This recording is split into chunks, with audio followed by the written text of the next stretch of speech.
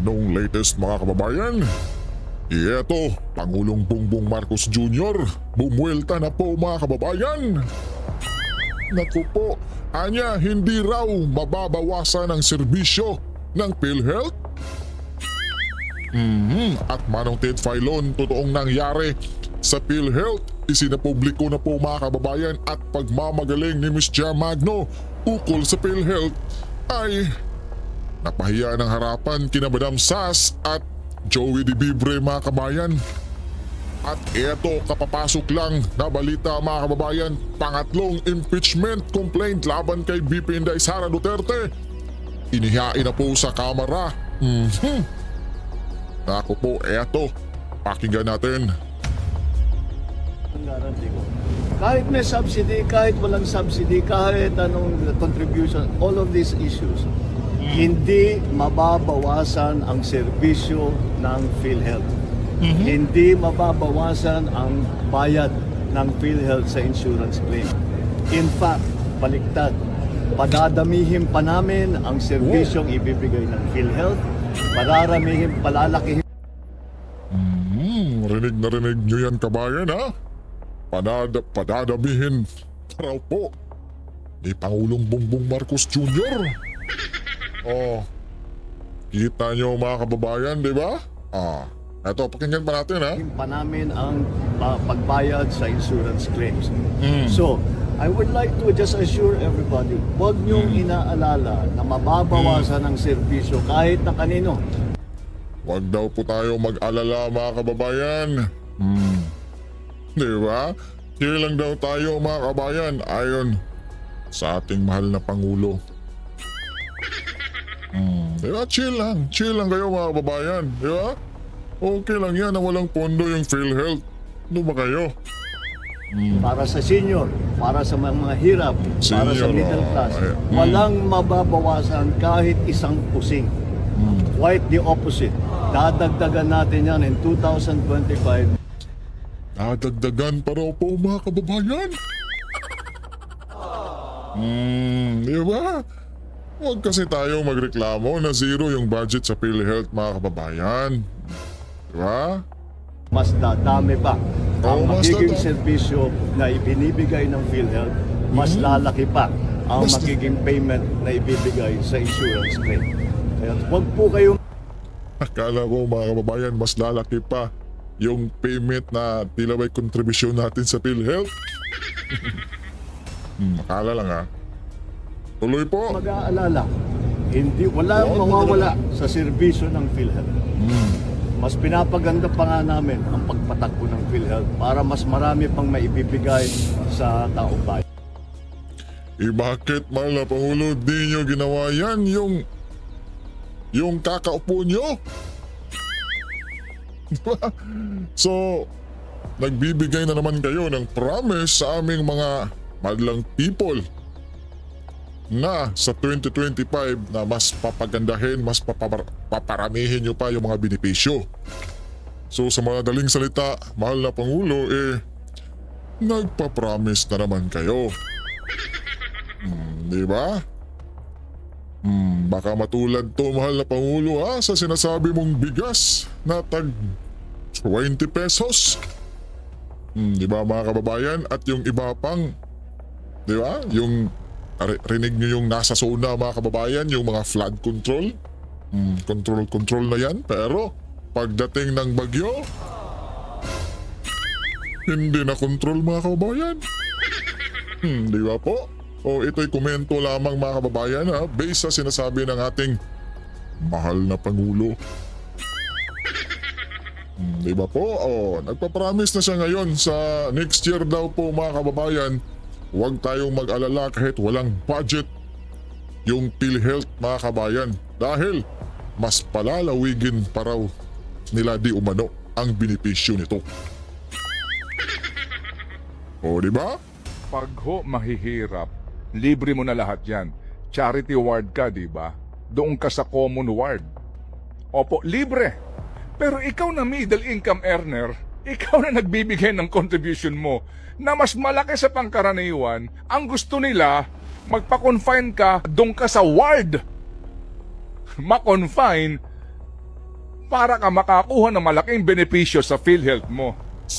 Magdusa ka pag na-confine ka, tsaka namin babayaran ang bill mo. Makatarungan ba yun? Meron nung kaming case study rin ngayon. Opo, na-confine siya sa PGH. Inoperahan siya, mga kapatid. Yes po, Manong Matagal-tagal Ted. po ang kanyang recovery sa Baga. PGH po ang kanyang ospital. Alright. Ang total bill niya ay halos din po 700,000 piso. Siya po ay 20 taon mga na kababayan. na miyembro ng PhilHealth. Ang binabawas sa kanya na PhilHealth contribution Magkano, Manong ay Ted? 2,050.77 pesos. 2,000.77 Sa kada buwan. pesos. Middle class Okay. ito, baby girl, ha? Magtataka kayo, ang laki ng contribution ninyo. Meron nga po ang contribution, mga kapatid, ay umaabot sa halagang higit Magkano po, na Manong Ted? 4,000 piso Naku po. sa bawat buwan na PhilHealth contribution. Kung ikaw ay kukuha ng private HMO, pwede ka na makakuha niyan eh. Kasi kapag yan ay times 12 na, 60,000 na po ito halos eh. Yan po, Tama, pwede mo Manong nang Ted. bayaran yan sa isang pribadong healthcare provider. Yes, Pero hindi yes. nag-PhilHealth ka. Ito po yung ating case study ha. Ang total na bill sa PGH ay 700,000 pesos. Mahigit. Ang kanyang binabayaran na contribution ay 2,050 sa bawat buwan. Alam niyo kung magkano lang po yung PhilHealth na benepisyo? Magkano po, Manong Ted? 9,600 pesos. Yung isa po namin case study sa Philippine Heart Center, 27,000 pesos. Ano ang paliwanag ng PhilHealth nung nagreklamo ka sa PhilHealth? Kasi pag kinuwenta mo yung kanyang contribution for the past 20 years at yun na ibinayad niya doon sa isang pribadong health insurance company, baka po baka po nakalibre pa siya eh. Eh bakit? Kasi private room ka sa PGH. Yun po yun. Hindi ho natin tinatanggi na tama po kapag ho mahihirap, libre mo na lahat yan. Charity ward ka, di ba? Doon ka sa common ward. Opo, libre. No balance billing. Yes, of course. No Kasi nga po, pero ikaw na middle income earner, ikaw Yes, na Manong Ted. nagbibigay ng contribution mo na mas malaki sa pangkaraniwan, ang gusto nila, magpa-confine ka, inuubo-ubo ka na, masama ng pakiramdam mo, may cancer ka na, ooperahan ka sa kidney, sa liver o sa puso mo, gusto nila doon ka sa ward ma-confine para ka makakuha ng malaking benepisyo sa PhilHealth mo. Makatarungan ba yun? Gusto nila, pag ako na-confine sa PGH, doon ako kasama ng ilang pa pong nahihirapan sa init ng panahon. At kapag kapaligiran ko na hindi ako komportable, hindi natin minamaliit yun kasi nga po, may ganun naman talaga eh. Pero ikaw na middle income earner na nag-aambag sa PhilHealth, ang gusto nila, magdusa ka pag na-confine ka, tsaka namin babayaran ang bill mo. Ang unfair naman. Tayo yung naghulog? Bawal tayo magpa-aircon ng room? Ganon? Eh, hindi ho, yan talaga. Kailangan para mailibre lahat? Sa ward ka, kakwarto? Doon ka sa charity ward. Ay, Yes. nagdadalawang isip ngayon lahat ng naghuhulog ng 2,900 per month sa PhilHealth. Aba, ewan ko po. Tanungin yung taga-PhilHealth. Ganon? Ganon po ba Kapag yun? nag-private room ka, iba na ang komputasyon sa iyo, regardless Mas kung liliit magkano. yung magiging coverage? Eh, nakita mo, si Dean Mel mismo, di ba nagreklamo sa, Oo. naalala mo, yung sa kanyang COVID? Mm-mm. Magkano lang ang na-refund sa kanya ng PhilHealth? Kasi nga private room ka eh. Ganon Yan yun? ang prinsipyo po nito. Kaya nga, there's really something wrong with this health insurer natin, mga kapatid. There's really something wrong Oo, with the way matagal they na may manage problema our dyan. money, with the way they manage our resources. There's something terribly wrong. And it's about time, ito ang maganda pakakataon, opportune time to correct this error. Naku po, mga kababayan, no? Napul na sa pool ni Manong Ted ang katotohanan ukol sa PhilHealth, mga kababayan, Samantala, mga kabayan, ito naman ang buwelta nila Joey, mga kababayan, at Miss Sas. Okay, eto, pakinggan natin, kabayan. Ang dami palang napikon dun kay Jam Magno dun sa Ang dami. kabobohan niya sa PhilHealth. Talaga? Dami nag-ano-ano sa Ano sinabi niya? Hindi po budget ang tinanggal sa PhilHealth, guys, ha? Subsidy po mula sa gobyerno. Ang ano ka ni Jam Magno. Ang bobo! Naku po mga kababayan. Girl! Yung sasubat ka, pagkatapos hindi mo alam yung pinag-uusapan. Ewan ko sa'yo, Naku. tanga ka. Binabayaran nyo to. Yung mga nakikinig dito ha, yung mga nakikinig dito. Naku po mga kababayan, tila napahiya ng harapan dito si Miss Jam Magno mga kababayan na yung Jam Magno na yan kabayan ay dati ay malugod na nagasuporta yan ni Tatay Digong Duterte at syempre ni BP Inday Sara mga kababayan. Pero ngayon, di natin alam kung ano ang nangyayari. Bumaliktad na po mga kababayan. Ang daming nagkukomento sa kanya na isa rin sa nabayaran ni Tamba mga kababayan. Nabasa lang yan natin sa mga comment kabayan kasi ang dami talagang nagkukomento na yung si Miss Jam Magno kabayan ay tila bayad di umano. Kaya napilitang maglathala o sa PhilHealth kahit mali di umano ang kanyang argumento kabayan. Kaya ganito na lang kung tumatawa sila Miss Sass at si Miss Joey kabayan.